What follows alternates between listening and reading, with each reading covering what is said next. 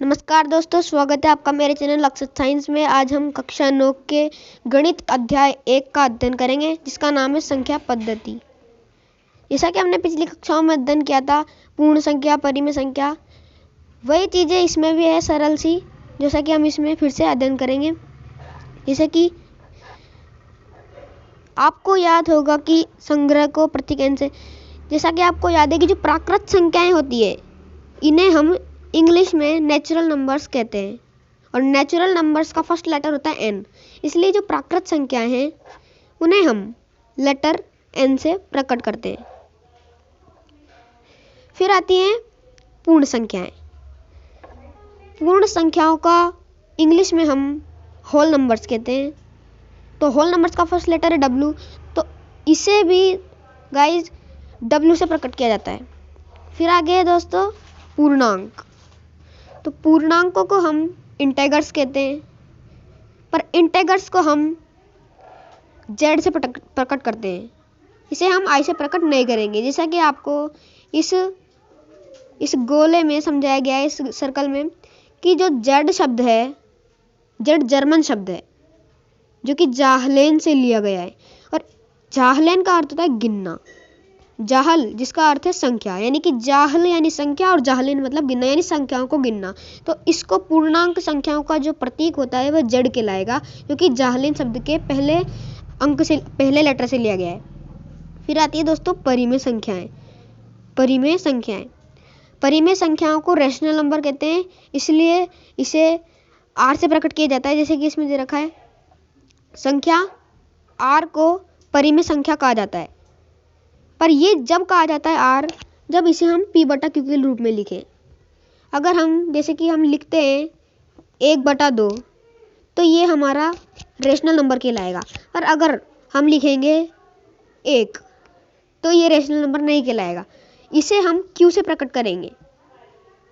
अगर हम किसी संख्या को बटे में लिख रहे हैं तो वह आर से प्रकट होगी, और अगर हम किसी चीज़ को डायरेक्ट लिख रहे हैं जैसे कि 1, तो वह संख्या, उस संख्या को क्यू से प्रकट करेंगे, जिसका अर्थ होता है क्वोटिएंट। आगे देखते हैं दोस्तों परिमेय संख्याओं के अंतर्गत।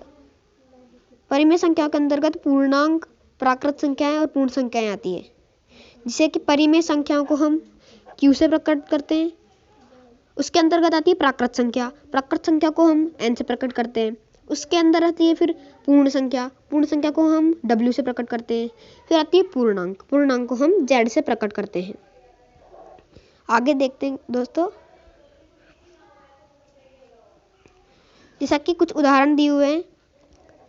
नीचे दिए गए कथन सत्य है या असत्य, कि प्रत्येक पूर्ण संख्या एक प्राकृत संख्या होती है।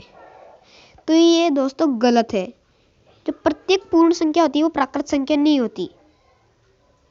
आगे है प्रत्येक पूर्णांक एक परिमेय संख्या होती है। तो दोस्तों ये कथन है वो सत्य है, प्रत्येक पूर्णांक एक परिमेय संख्या होती है। उसके बाद है प्रत्येक परिमेय संख्या एक पूर्णांक होती है। तो प्रत्येक परिमेय संख्या एक पूर्णांक हो सकती है, ये बात गलत है। आगे देखते हैं, किन्हीं दो दी हुई परिमेय संख्याओं के बीच अपरिमित रूप से अनेक परिमेय संख्याएं होती है। तो जो ये कथन है, ये कथन सत्य है, और इसका उदाहरण हम प्रश्नावली में देखेंगे। प्रश्नावली 1.1। तो पहला प्रश्न है कि क्या 0 एक परिमेय संख्या है? क्या इसे आप p बटा q के रूप में लिख सकते हैं, जहां p और q एक पूर्णांक है और q = 0। तो जो ये चिन्ह होता है दोस्तों q और 0 के बीच में, इसको हम इक्वल नोट कहते हैं। तो इसका उत्तर हो जाएगा कि हाँ 0 एक परिमेय संख्या है। हम इसे p बटा q के रूप में लिख सकते हैं। p बटा q के रूप में लिख तो सकते हैं, पर जो q है वह 0 से बड़ा होना चाहिए। q के स्थान पर हम 0 नहीं लिख सकते। यदि हम लिखते हैं कि 1/0, तो ये हमारा जो संख्या ये गलत हो जाएगी। इसे हम p बटा q के रूप में नहीं लिख सकते। पर अगर हम लिखेंगे 0/1, तो ये संख्या हमारी परिमेय संख्या हो जाएगी और ये सही हो जाएगा।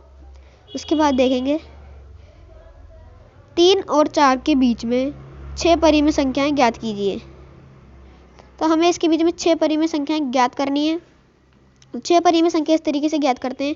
देखिए 3 और 4 के बीच में करनी है, तो पहली संख्या तो हम लिख लेंगे 3 हो जाएगी। फिर उसके नीचे हम 1 लगा देंगे बटे में, क्योंकि उसके बटे में कुछ भी नहीं है तो 1 लगा देंगे। फिर इसे गुणा कर देंगे हम। तो जितनी परिमेय संख्या हमें ज्ञात करने को दी गई है, 6 परिमेय संख्या हमें ज्ञात करने को दी गई है, तो उसमें 1 जोड़ देंगे।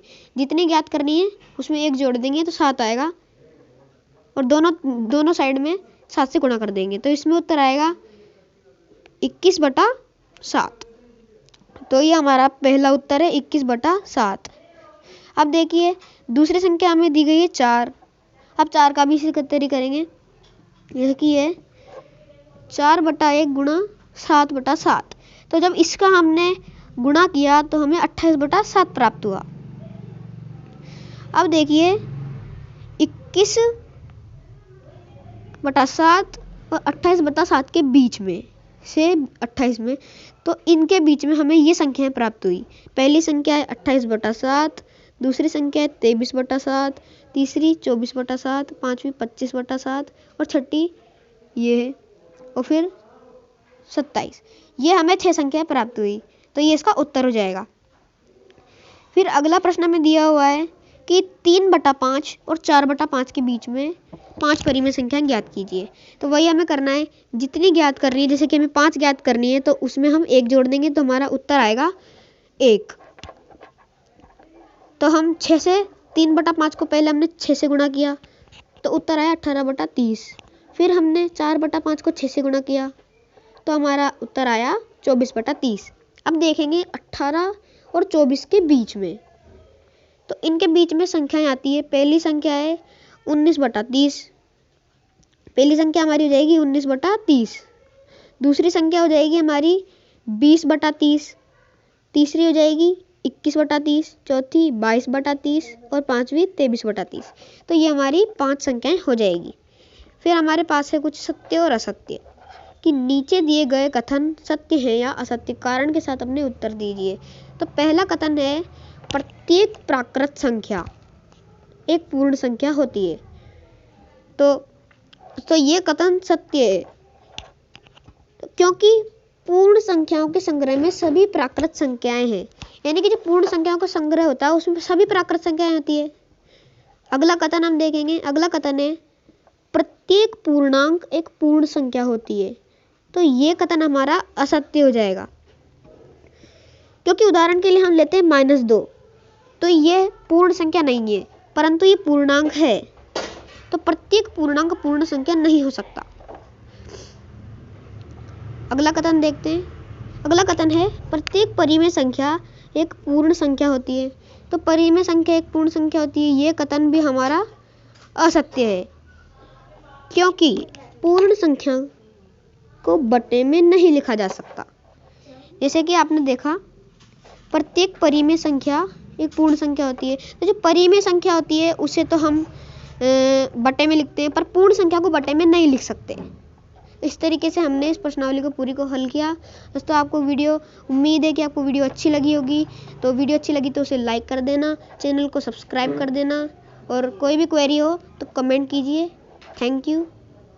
मिलेंगे अगली वीडियो में।